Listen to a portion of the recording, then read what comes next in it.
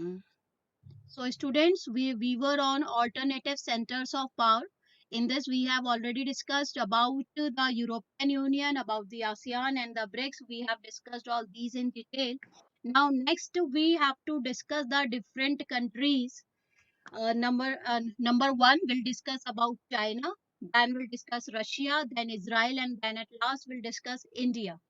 Okay, this is the part of the syllabus now onwards. By now we could see only China, but now these all have been added into the syllabus. So we'll discuss one by one about them. So today we'll discuss about the rise of the Chinese economy. Okay, so we could see Okay. that all of us know that nowadays China is one of the upcoming countries. Okay, what are the various reasons for this? Reasons may be the population of China, reason may be the landmass of China, reasons may be the different resources available with China, reasons may be the regional location of this country, and the reasons are the Political political influence. influence also. Okay, so all these are the reasons which are responsible for the rise of the Chinese economy. First of all, we start from 1949. See, I'll just give you the timeline. Uh, I'll have to open my whiteboard, please. Could you see the whiteboard, everyone? Yes. Yes? Yes, ma'am. Okay. So we'll start from 1949. First of all, every time it comes in yellow, we should choose red. Okay. Ma'am, the whiteboard is blank. Yes. It's nothing. Could you see something I'm Ma'am, writing on the whiteboard? no, No. ma'am. It's No? blank totally. Ma'am is It's not blank. visible. Okay, just Um, wait, beta. Could you see now? Ma'am, yes. yes, ma'am. What's written on the board? 1949. 1949. Very good. Okay. Now it's fine. So 1949, we'll start from 19, 1949. What happened in 1949? In Ma'am, 1949, China got Chinese Communist independence. Revolution. Yes, Yes, ma'am. Chinese Revolution took place. This is known Took as the place. Communist Revolution also, and it took Yes, ma'am. place under the leadership of Mao Zedong. Mao Zedong. Yes, Zedong. Communist Revolution, and China got independence. We got independence in 1947. Pakistan got independence in 1947, and then China got Yes, ma'am. independence in 1949. So 1949. and they got independence after the communist revolution under the leadership of, who was the leader? Ma'am, Mao Zedong. Very good. Under the leadership of Mao Zedong. Zedong. Okay, and so what happened, all of you could see this is known as the communist revolution. Okay, so you could have an idea what kind of model might had been adopted by China. Which model was adopted by China then? World was divided into the two blocks. Two power Ye- blocks. Yes, ma'am. yes, so if communist revolution had taken place in China, and under the leadership of a communist, they got independence. So obviously, what kind of model might have been adopted by China in the economy? Yes, Um, yes, say you can't something. say sorry. You can't comment. Obviously, No, can't say. they followed the Soviet model. What was the Soviet model? What was the Soviet model? Russia. Oh The no. Soviet. What was the Soviet model. What was the ideology of Soviet model? What was the ideology of Soviet model? Assuring employment, social And welfare, education to all, yes, better health. socialism and communism. Yes, These ma'am. were the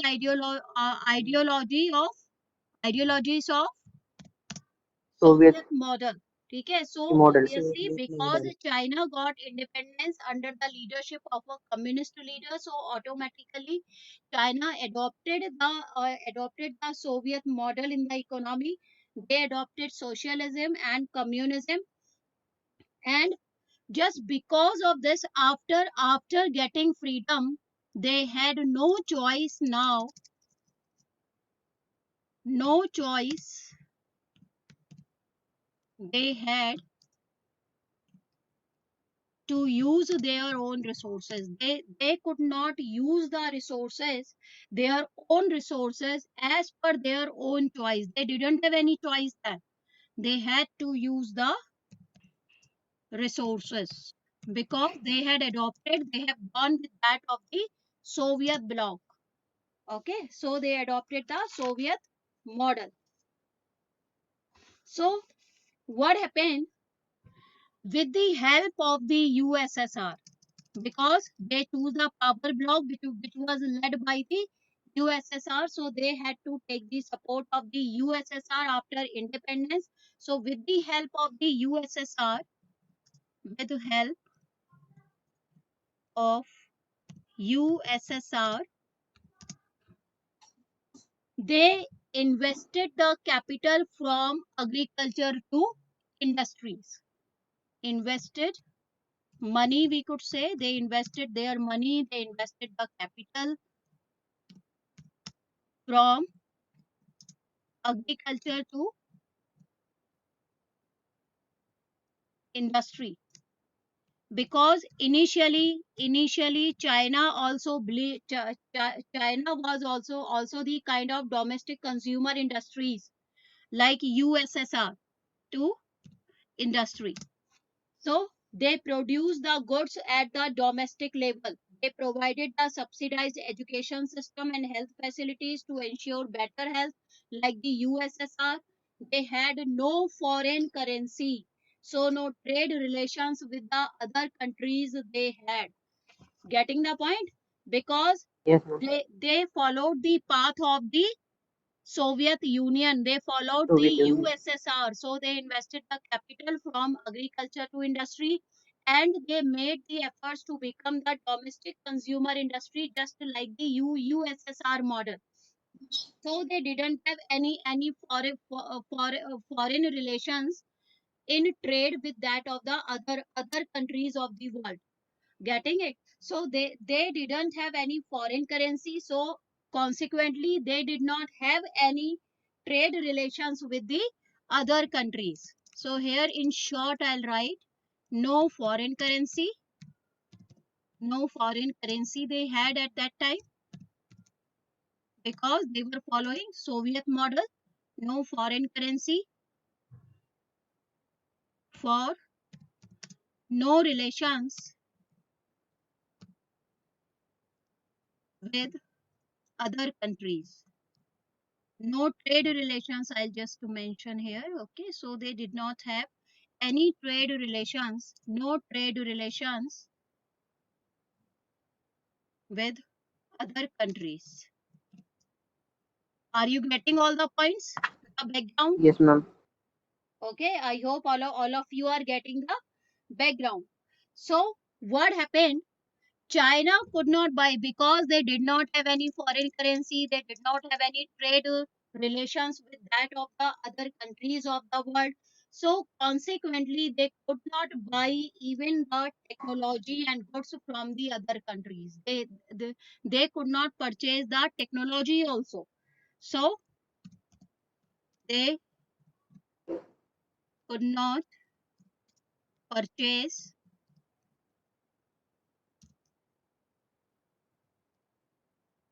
technology, even technology and goods from the other countries. Getting it? These were the model. These were the features of the economic model of China after they got independence in 1949. I hope all of you have get the background. Getting it? Yes, ma'am. Now next we'll start in 1972. We come directly in 1972. Oh, before we reach to 1972, so we'll just start. We'll discuss the situation in between 1949 to 72. We'll discuss in Indo-China relationship. Getting my point? Yes, ma'am. Are you getting my point? Okay. Yes, We'll ma'am. discuss the gap between 1949 to 1972. We'll discuss 72. all these things in the Indo-China relationship when we'll discuss at last at the topic of this rise of Chinese economy. Now we come directly on 1972. In 1972, because right now we are talking in difference of China only, no role of India. We are talking of Chinese economy only. How did they grow? Okay, how did they develop? Got it? So this gap will cover in Indo-China relationship. In 1972, China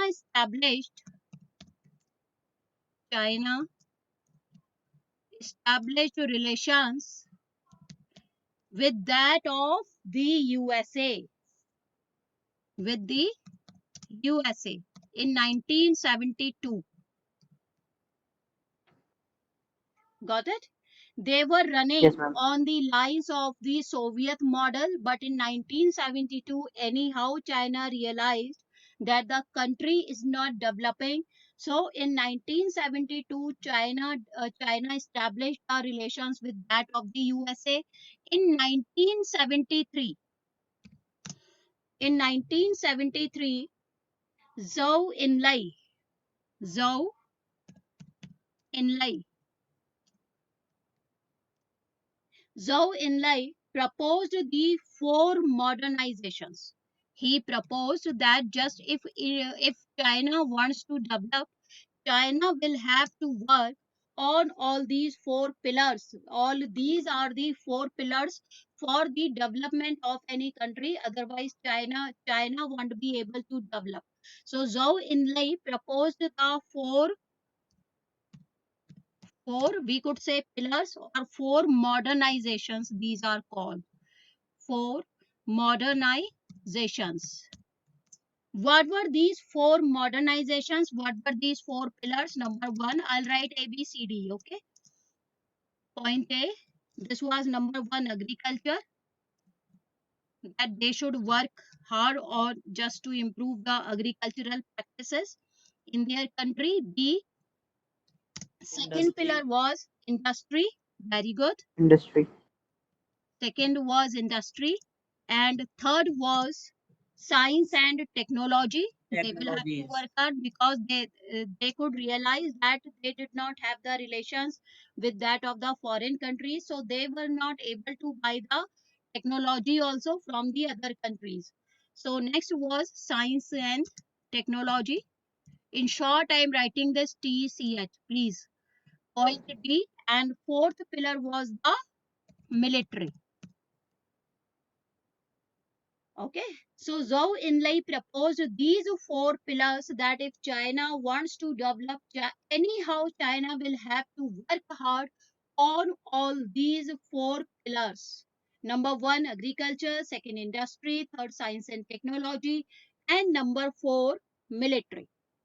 After this, we come on 1978. I'm going to clear it all. Have you noted down? I Yes, hope all ma'am. of you have noted down all these. Now we'll take Yes, the Yes, next ma'am. ma'am. 1978. Okay. Now next is 1978. Sorry. In 1978, leader Deng Xiaoping. Leader.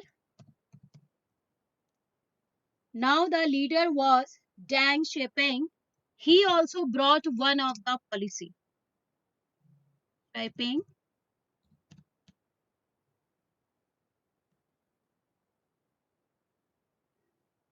He was Xiaoping. Okay.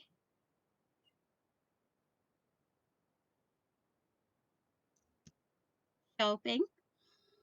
Leader Deng, he also announced in 1978, he also worked out and he proposed the open door policy and economic reforms in China. He also said that no doubt will work out on all these four pillars: agriculture, industry, science and technology, and military.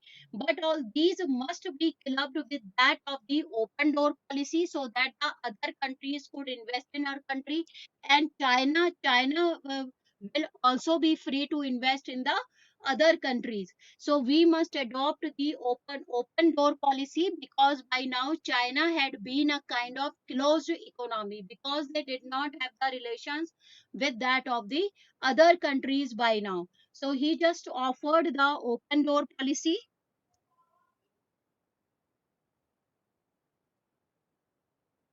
Offered open door policy.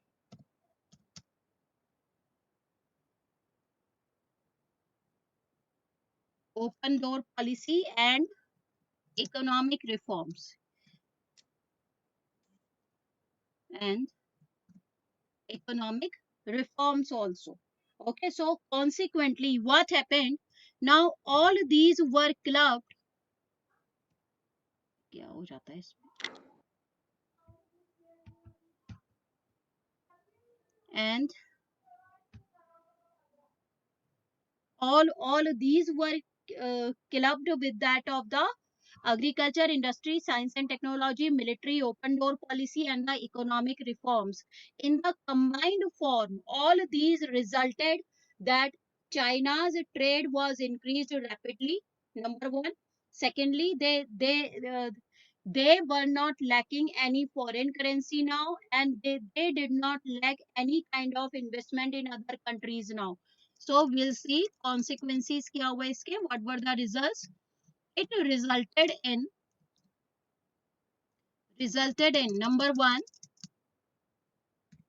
number one, trade increased rapidly. Trade increased rapidly. Number two, what was the second point I spoke? Number two, no lack of foreign currency. They did not lack of the foreign currency now. No lack of foreign currency, because now other countries were free to invest in China, and China was also free to invest in the other countries, and they could export also and import also from the rest of the world. No lack of foreign currency they had, and no lack of investment, and no lack of investment now.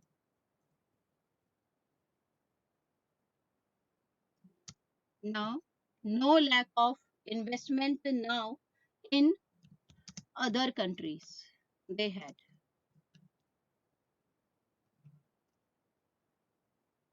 Got point? After Yes, ma'am. this, still they did not stop here only. China did not stop here only. In 1982, they were very happy with the success of the country, and in 1982 they did one more one. What did they do? In 1982, they did the privatization of agriculture to increase the agricultural production and the rural income in the country. So in 1982, they privatization of agriculture. Okay. Due to the privatization of agriculture, what happened? That the agricultural production had been increased, and rural income began to be generated in the country. They did not stop here even again, and in 1998, they privatized industries also. Privatization of industries, so that their industrial production could also grow. With the success of privatization of agriculture, because the agricultural production increased and the rural income began to be generated in the country, so they worked on the privatization of industries. Now they privatized industries also in 1998. For this purpose, they established, one term comes here, SEZ. They established, or we could say they set up SEZ. What is this? Special In economic, economic zone. very good, special economic zones. What was Zone. the purpose of this special economic zone? Why these were set up? And phenomenal Actually, rise of origin trade. actually, these says, in short, we call them says, special economic zones. These were set up where foreign investors could set up their Set up enterprises there. also. Okay, Yes, ma'am. so Okay, ma'am. because China had eliminated all the trade barriers. So what will you write by setting up, says special economic zones? Number one, trade barriers were eliminated. Keep remember all these points. Okay, question can be asked in any of the form. Trade barriers were eliminated. All of you know the meaning of eliminated. Okay, and secondly, foreign investors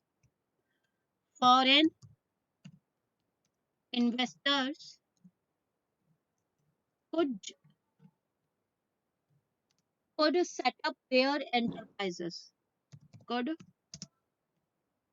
set up their enterprises in these zones.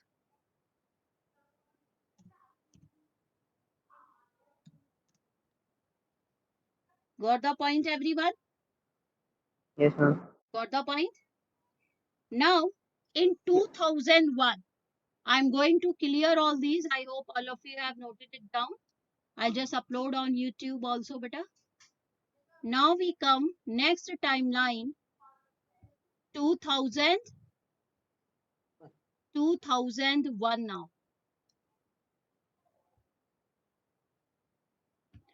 2001. What happened in 2001? In 2001, China became the member of the WTO. China, what's the WTO? Ma'am, World Trade Organization. Very good. What was the benefit to China then? Became the member of WTO. Reason, by being the member of the WTO, now China could establish the trade relations with the maximum countries of the world who were the member countries of the WTO. Okay, so in 2001, China became the member of WTO to trade with any country in the world. To trade with any country in the world. Got it? Now, what was the advantage to China? What happened?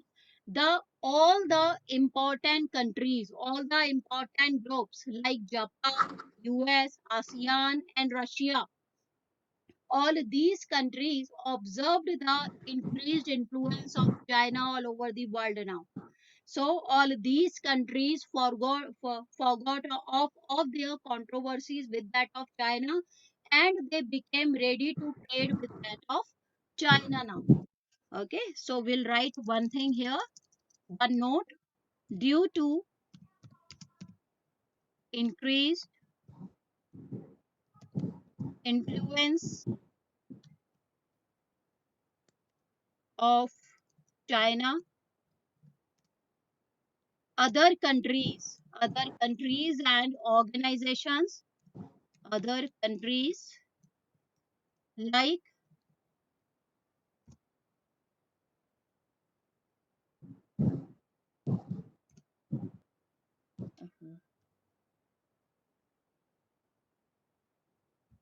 like पता नहीं क्या हो जाता है इसमें.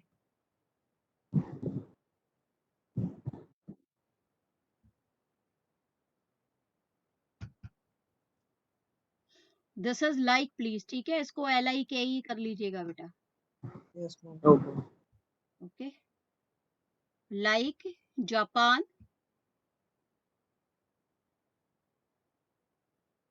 Yes. I'm trying to make it correct, but sorry, I'm not able to do this.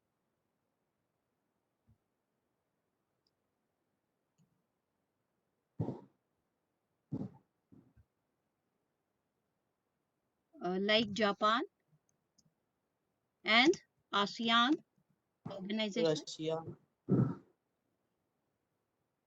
ASEAN, Russia, US, US, Rajma. etc. है ना, USA, etc. All these became ready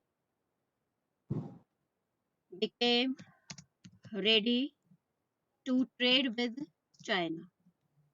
Now these countries also wanted to develop the trade relations with that of China. Okay, they forgot of all the controversies they had with that of China now. Got it? I hope the things are clear. Clear Yes, to ma'am. everyone. Despite Yes, all ma'am. these, despite all these, India had some limitations. Sorry, China had some limitations. China could not develop like whatsoever it was expected to develop. Okay, so what were the limitations of China? What were the factors which restricted to the development of China? Limitations of China. These limitations may be: number one, we could say unemployment was still there in China despite all these development. Okay, so first was China was not able to curb the unemployment arising in the country. Unemployment was the first factor. All of you will prepare the points and notes. Second, female employment and conditions of work are as bad as in Europe in 18th and 19th century. Okay. Female employment and conditions are not very good in China, as these are alike as these were in Europe in 18th and 19th century. These were very exploitative in nature. So female employment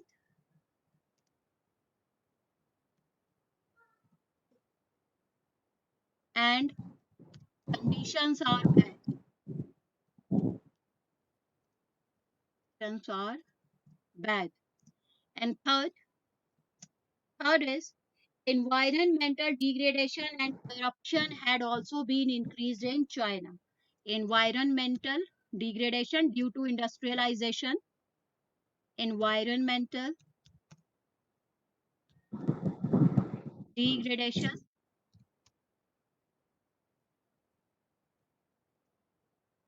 and corruption.